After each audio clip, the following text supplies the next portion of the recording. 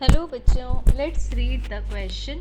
The planet Mercury is revolving in an elliptical orbit around the Sun as shown in figure.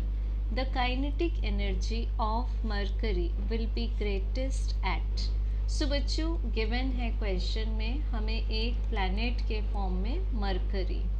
अब mercury के लिए given है कि ये सन के अबाउट रिवॉल्व करता है एंड जो ये रिवॉल्यूशन का इसका ऑर्बिट गिवन है that is given as elliptical orbit. It means ellipse में रिवॉल्व करता है. सो डायग्राम में शो किया गया है हमें एक इलिप्स. अब मान लेते हैं M is the Mercury and this is सन.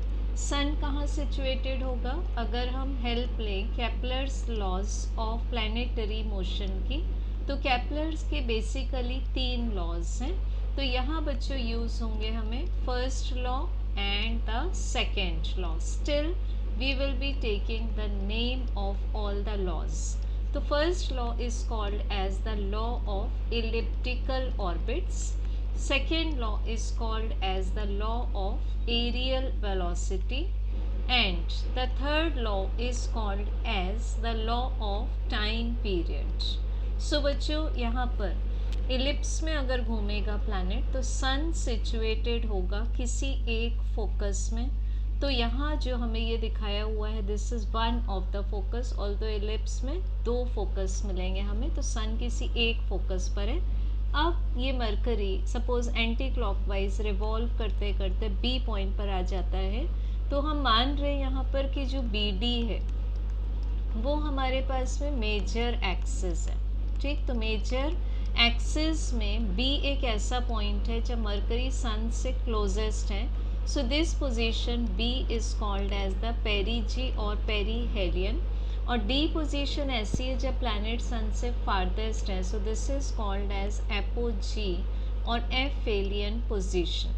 अब बच्चों अगर हम यहाँ पर चेक करें कि प्लैनेटरी मोशन में केपलर्स लॉ में ओनली ग्रेविटेशनल फोर्स के अंडर में मीन्स कंजर्वेटिव फोर्स फील्ड में angular momentum will remain conserve.